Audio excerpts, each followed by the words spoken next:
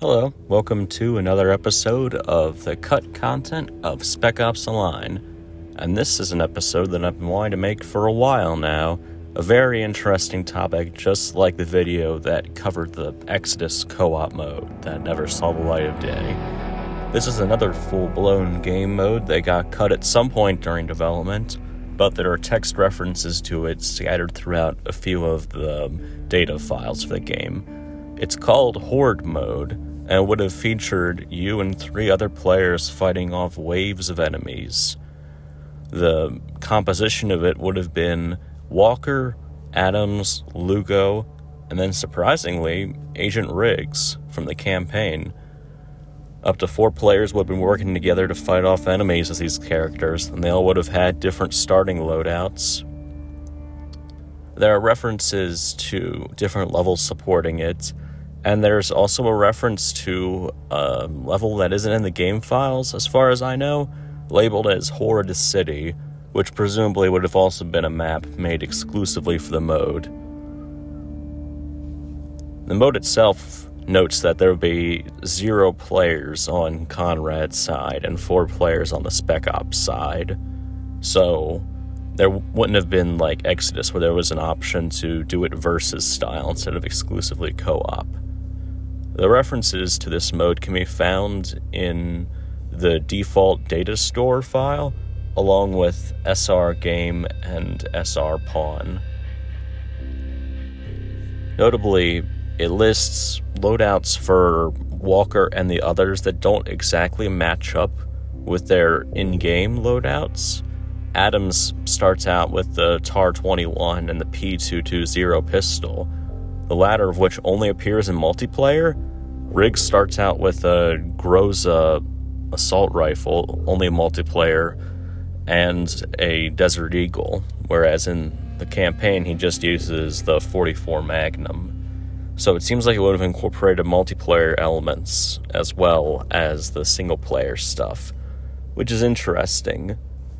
Looking through here, I also found some more stuff on Exodus and some of the loadouts and perks and leveling aspects of it, which I might cover in a later video at some point. I just want to focus on Horde Mode for now. So there are specific parameters for how Horde Mode matches would go, and about how the down but not out rules would go, where you could be revived, just like how you can revive your squad mates in single player mode. The abbreviation for Horde in some of the game's files is HRD, and this is listed alongside other abbreviations for the multiplayer levels. It's possible that maybe those would have been used for Horde Mode as well, but it isn't exactly clear. Nor is it clear how the waves would have been broken up or how the game would have been structured. Like, if there would be breaks between waves, or if it would just be a continuous thing, or how that would work out, what enemies would exclusively appear there, how they would start out. Maybe it would have been sort of like Nazi zombies, where there's a brief break between waves, and you just have some time to get back on your feet and prepare for the next assault. Not sure how far in development this got, since Riggs doesn't have any lines that were really meant for combat or reviving or anything of that sort. I mean, Walker, Adams, and Lugo's lines could have been repurposed for it. Maybe it was just in the testing phase. Maybe they didn't record any lines for it yet, assuming that they actually got around to testing it. There are enough leftovers of it with the text that suggests that at least they got far enough to start planning it out technically, but I'm not sure if it got far enough as to actually have like matches played internally with it. Although it would be interesting to see if that did happen. I'd also really love to see what was with that Horde City map. There aren't many details about it aside from the name.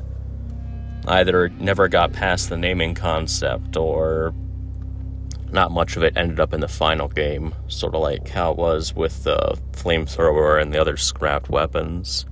It's an interesting concept, and definitely would have played into the co-op aspects of Spec Ops that were planned. Would have been a neat mode alongside Exodus, but I guess they had to prioritize different aspects of the game over another. It's interesting, though. Horde Mode would have been fun. It would have given more cooperative opportunities aside from the co-op DLC they released after the game came out. And I'm really interested to see how exactly it would have worked mechanically, and if they'd gotten far enough along with it to actually test it out. What do you guys think? How do you think it would have played out? Or how do you think a Horde Mode in Spec Ops would have worked? The best example I can think of is with Gears of War and stuff like that. I think that was one of the first games to introduce a Horde Mode of some kind.